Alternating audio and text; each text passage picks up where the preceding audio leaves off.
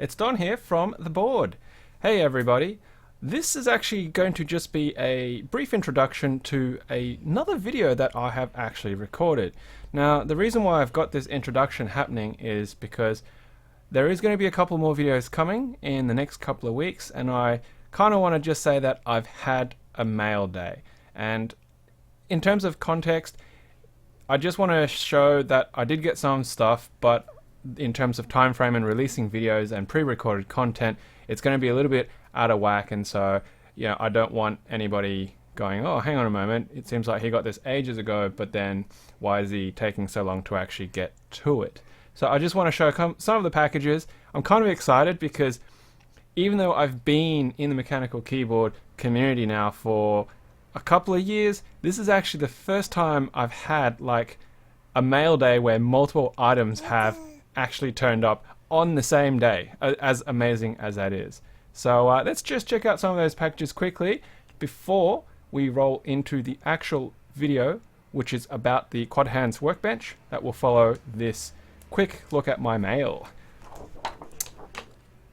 Hey, and there's one of her little turtle toys. So I've got a electronics parts kit, which I believe, because I obviously haven't opened this, is going to be an Smd Soldering Practice Kit that I got off eBay, just so we can have a quick look to see what it's like, as well as if it's got really much value for practicing soldering SMD components, especially with a cheap iron. I have, from Canada, a DIY mechanical keyboard kit. Now, for those who aren't actually aware of what this is my Let's Split V2 kit with the acrylic case from Jolimon. So I'm really looking forward to being able to build this, except for the fact that I actually haven't got any solder. My half-pound roll, 200-gram roll that I'd actually ordered from eBay has gone off the grid, and I'm currently in discussions with the vendor to find out if they're going to send a replacement or refund me. So that's what that is.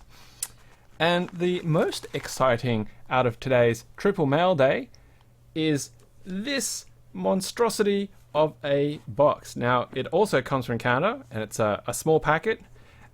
What's really interesting about this is the fact that it was actually sent, as you can see here on the date, on the 14th of March. And today is the 19th of April. So it's taken 5 weeks to get to me. And this actually comes from the Great Ice Drake, and I believe, oh, you just wanted your turtle. It is the Autofile keycap, which I had won in the raffle. So it's a monstrously large box, very reminiscent of the other keycaps that I got recently. So I look forward to cracking that open and doing a video and checking out one of the Hungerworks Studio keys. So that's pretty much it for the moment, just 3 packages, but very exciting because another fantastic artisan, I believe. I've got another kit, and of course I've also got the gherkin that I still need to build, and then I've got a bit of soldering practice ahead of me. So thank you very much for hanging through this introduction, and I hope you enjoy the continuing video, which is going to be on the QuadHands Workbench. Cheers! It's Don here from the board. Thank you for coming along and checking out another one of our videos. In this video, I'm going to be reviewing an accessory for making mechanical keyboards. As you would see in the title, what I'm actually looking at today is going to be the QuadHands Workbench. Now, recently I had got in on the Gherkin group buy, and I do realize it might seem a little bit unrelated, but because it was being sent and proxied for me by Jolly Green Giant over in the US, I took the opportunity to get a couple of other items purchased in the US and have the shipping combined. And one of the things that I was looking for to pick up was a pair of helping hands.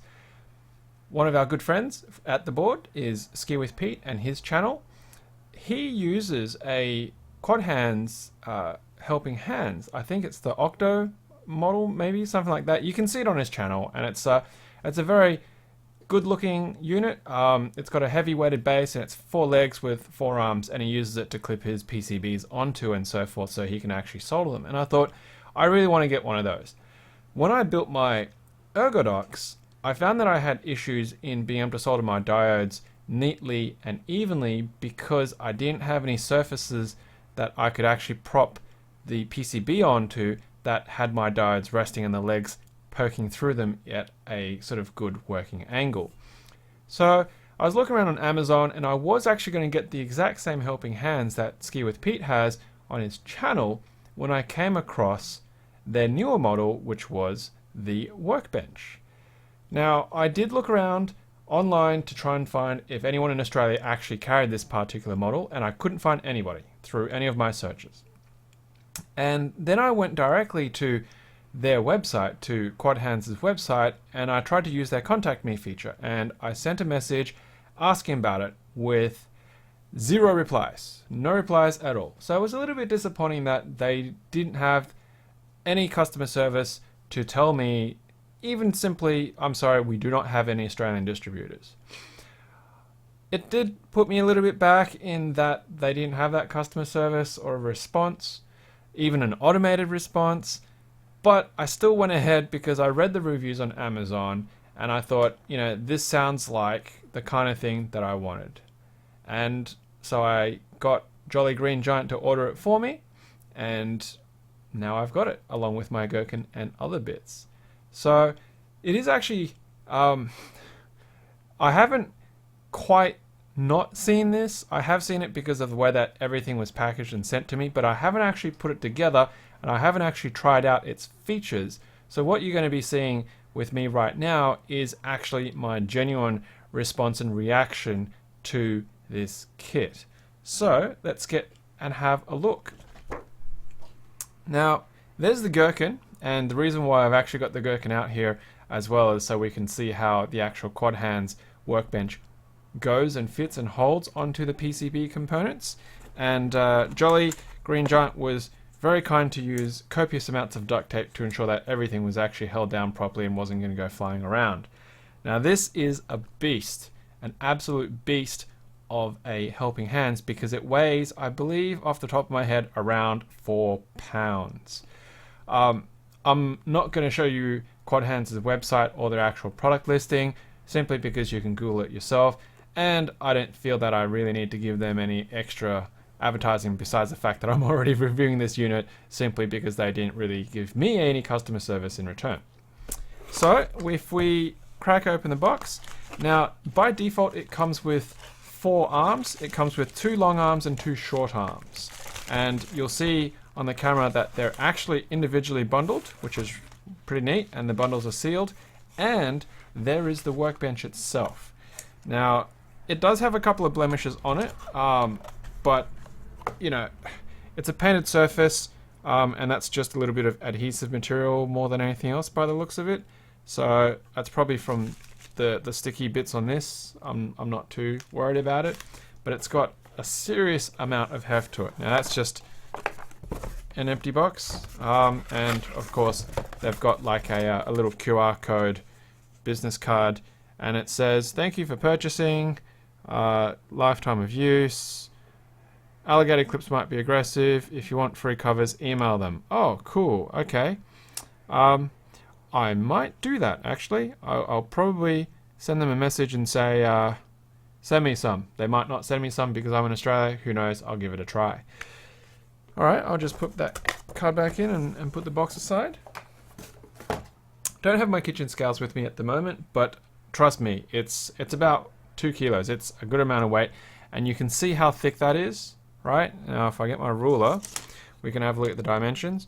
Now this is in metric, so not freedom units, but we're looking at 22.8 centimeters by 15.2 centimeters, and the actual thickness of the plate itself is 5 mil, so just under 1/4 inch or so. And going from the top of the plate to the bottom of the feet, you're looking at 15 mil. So it's got a good amount of clearance. Now, if you want to hear what this thing sounds like when you hit it, it's really like plate steel, and it's solid, right? Excellent amount of heft. So there it sits on the table, and it doesn't really go anywhere. Like, I'm pushing on it, and those rubber feet do a fantastic job. Now, so we've got 300 and the 100 units, so there's two 100 units, and then there's the two 300 units. And as you can see, they're still sealed. I haven't opened them, so I don't know what we're going to get. Supposedly, these have those rare earth type magnets in them that is, from what I've read, strong enough to lift this entire 4-pound plate with one arm. So we're going to test that. We're going to test that as part of what we're going to have a look at. So let's cut open one of these arms. What I've also read is they are supposed to come with a little bit of a stick-on to go over the magnet so you don't scratch up the plate. It is just a paint job, but if you're going to be working in an controlled environment indoors, you're not going to be having liquids and things like that, I probably wouldn't be too worried about scratching it or scuffing it because, well, what's going to happen in terms of the corrosion. And here it is. So there's the thank you card again, and as it reads, the base of each arm has a very strong magnet. Magnet has been uncovered for maximum strength, but the base can scratch the surface, and they've given a rubber pad with adhesive backing. And of course, if you want more arms, because if 4 is not enough, or if you want them to be the same length, you can always order more arms. Right, okay, it's very easy to move, but it's excellent goosenecking. I can see that it's holding its shape really well. It's not really going anywhere. Let's pull that out of the sleeving. First impressions, very good build quality. It looks fairly... Ooh, okay. So, I don't know if the camera is going to show this very well, especially in this kind of light, but you can just see in the reflection of there, there's a bit of scuffing on the actual finish there. It's nothing major. I mean, for a tool item, you know, it's probably going to get all scuffed up anyway, but in terms of straight out of the box presentation, it's not a good look. It does have a couple of marks, which it's presentation more than anything else. Now, if I straighten that out, if it's a 300 and they've gone with metric, then it means it's going to be 300 millimeters. But where is it going to be measuring from? So here's a 300 millimeter, and it looks like the 300 is for the actual length of the gooseneck itself. I believe it's meant to be a 12-inch, so that's pretty much what it's referring to, and that doesn't include the actual alligator clip on the ends or the base. It has a knurled locking point, supposedly, so if I unscrew that somehow, let's check it out. There we go. Alright, so, and I should be able to... Oh, okay. What's happening here? Alright, so I can unscrew that. Ah, right, okay. I know what's going on. So, the claim is that the actual alligator clip is rotatable, and it allows you to position it however you want, and it can be locked into place. And how they've actually designed this, because I wasn't entirely sure, the pictures and the reviews and whatnot didn't really say what was going on, is that the actual alligator clip has a screw thread in its base, as you can see there, and then there's a lock nut there. That's really all it is. So it's not as fancy as I was partially envisaging it to have, maybe some kind of rotational head that you could actually lock down, but that's okay. Now, for the purposes, obviously, of working with a PCB, you know, I don't even think that you really need that locking feature, but if you are working on something and you want to ensure that it definitely doesn't move or slip because it might be heavy, then I think that's nice, because you can just run that nut up against the back of it and it will tighten it down on the threads. Stop that from rotating. Alright, so it's firm. Let's give it the lift test. Now let's see what it's like. Whoa, okay, that's strong. That just went clunk very, very loudly. And look at that. It's lifted the whole thing off cleanly just by one magnet. So the claim is good. It holds well and true. Now let's see how easy it is to break the suction force. Whoa. Alright, so I would say that worked an absolute treat. It's very solid. Now I'm not gonna stick this adhesive rubber thing on it, but I am actually just going to put it with the layer of card because I want to see how much it reduces the actual contact strength by. So you can see how much force I'm actually pulling on this little plastic bag to get it to drag, and oh, okay, so it's still capable of lifting, but that force is definitely diminished because it's now actually lifting off the plate. But that said, like, I can lift off this entire plate while that rubber bit is actually in between. It is actually moving and rotating, so, but it's pretty bloody solid. This thing's incredible.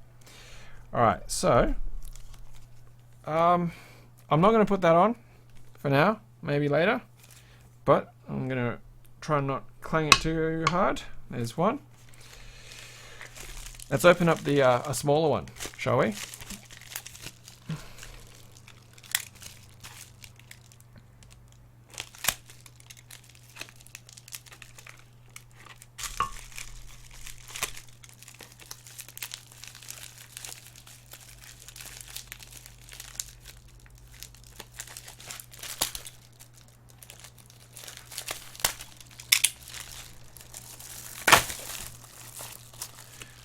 Alright, well, I catastrophically tore that open. So, put that over there. Once again, they give you another bit, and it's much shorter. So, same kind of quality with the gooseneck. It's nice and firm, but not too hard. Holds its shape well. It's not sort of deforming under its own weight. And let's check out the actual finish on the base. Not too bad. No major blemishes there. And once again, it's got the same alligator clip type and that locking nut there as well. And I would anticipate that it would make just as satisfactory a clunk. There it goes. So, and of course, that magnet is just as strong as the other one in holding up the entire unit by itself. Excellent. So let's just break that free and we'll move it at the front just because. Let's just quickly get the other two out.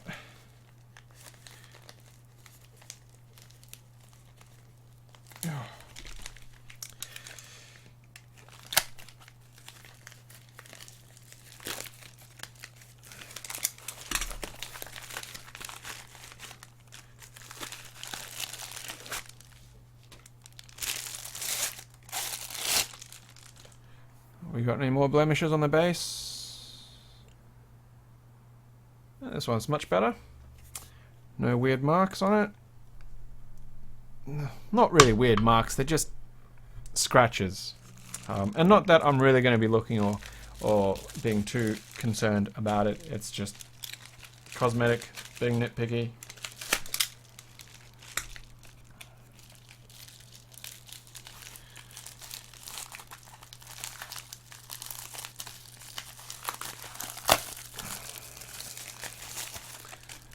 Last one.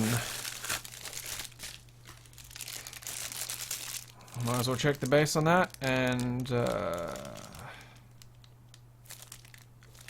looks clean. Looks good. Take that off the table, and let's go with the front as clunk. There it goes. All right. So we've got all four, and I'm going to rotate around nicely, and then you've got the two little ones. Now, so get that there, get that there, lock that so it doesn't rotate, lock that so that doesn't rotate. Now, as a first look, well, I've seen this PCB, of course, but if you've never seen a Gherkin PCB, it is a 30% ortholinear style keyboard. It's a 3x10 grid. That's the actual back of it, and you'll see the pin arrangements there for the Pro Micro, and then on the front side is the actual switch side, as well as resistors and diodes and LED mounting positions. So ideally, you know, I would be soldering with this side up for the diodes and their placements, and hopefully this alligator teeth aggressive issue is not going to be an issue. Maybe I should just be cautious because I can, and we'll just put a bit of plastic around my PCB anyway for the sake of it, and we'll hold that into place. Will it hold? Close enough. Of course, this is a very temporary solution for the purposes of just demonstrating what's going on here. I would anticipate when I do this properly, maybe I'll get those bits of silicon that they promise. And let's see, I'll bend both of those back and then I'll get that forward at a good working angle. Get another bit of plastic.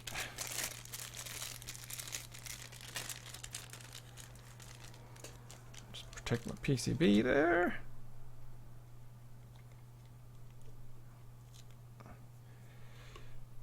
The goosenecks, it's pretty good, but it does obviously have a bit of stiffness and restriction in how it's going to be moved and positioned.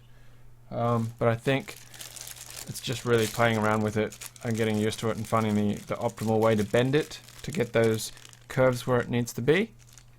Yeah, and so, well, there you go. And that's a relatively good angle for me, because then I can actually work on it front facing without actually hunching over it. But at the same time, if I really wanted to, I could probably get that, release that from the bottom, see how that go with there. So, you know, I could just as easily, I suppose, do something maybe like this. Of course, depending on how tight I'm actually managing to hold it on the PCB and whatnot, then, you know, I could actually solder it in this kind of position. Although it's a little bit high with the 300s.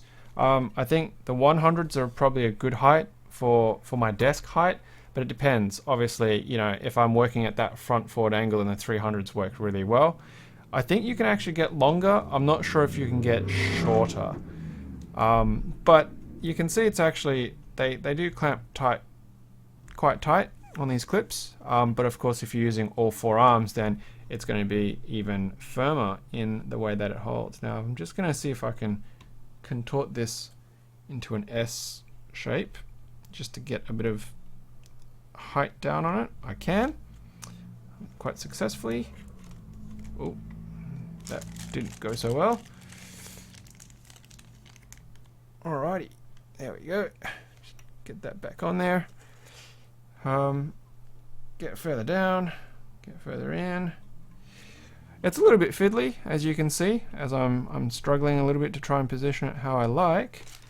But I think once it's in that position, it'll stay there, unless if you really bump it somehow.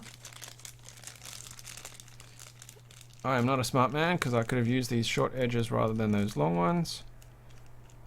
And there we go.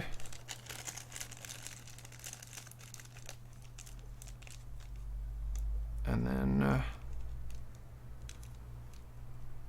there we go. So, you know, and now that's still at a good height that you can see what's going on with the camera above, and, you know, I can still see and work and solder and so on and so forth, which is great. And of course, you know, I can pick up this whole thing and move it if I need to, and it's not going to disturb the actual working of it. It's pretty solid, giving you a bit of a light shake, a bit of a bump, and nothing's really happening to it. I can tap the arms, and while it does, you know, move a little bit, it's not too bad. So there you go. That's what the QuadHands Workbench looks like. I think it's an excellent product. It's certainly got the weight and heft to it. Probably will get in hold of them so I can get hold of some of those silicon bits so the teeth aren't so aggressive. And I'm just checking if I've damaged the PCB. And I have not. So very happy with that. But the plastic certainly does show. I don't know if that's going to show up or not. You can kind of just see there's maybe some dimples there in the reflection. Yeah, those alligator teeth really did actually make some serious indents into the plastic. Alrighty, so now I can't remember off the top of my head how much it actually was, but it wasn't cheap to get this, and shipping to Australia definitely wasn't cheap. But if you're in the US, obviously you can get it from Amazon, and you know, it would certainly be an excellent addition to any soldering setup or whatnot that you have for building keyboards and PCBs.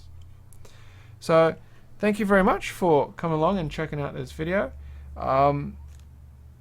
Yeah, and if you haven't already, I would love it if you like this video, give me your comments, share it, and of course if you haven't also subscribed to our YouTube channel, a subscription would be more than welcome.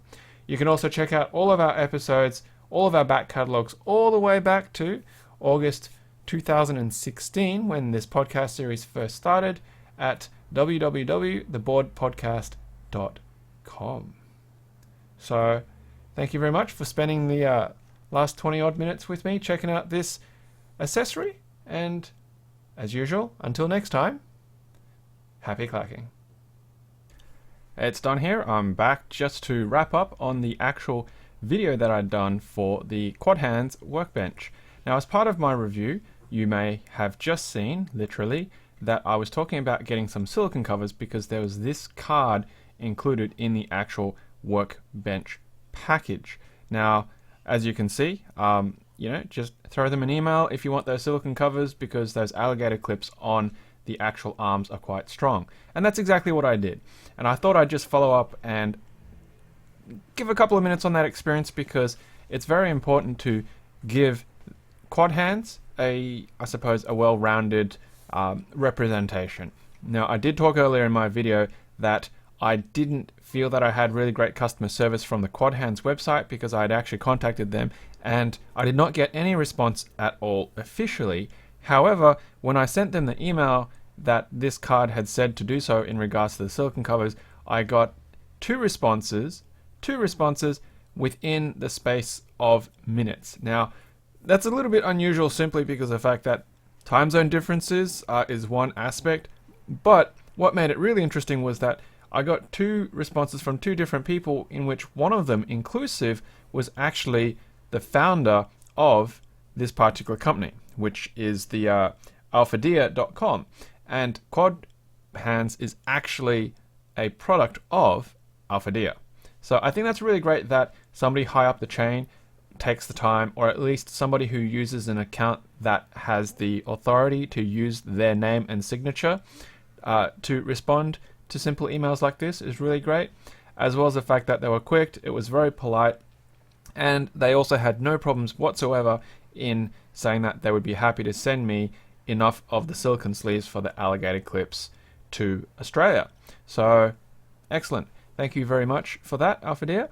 And I guess it's a good way to wrap up as well, simply because while I didn't get the best customer service out of their website, they are still very customer focused and orientated, simply because the communication of me asking them for the silicone sleeves, as well as them writing back and two people writing back and saying, yep, we're going to get these to you, no problems whatsoever, is fantastic. So I look forward to using this, and I guess in future videos as well. Once I actually get some solder, I'll be able to do my gherkin build, and I've also got a Let's Split coming, and goodness knows what else is going to be featuring the QuadHands Workbench in the future. So thanks very much, and until next time, happy clacking.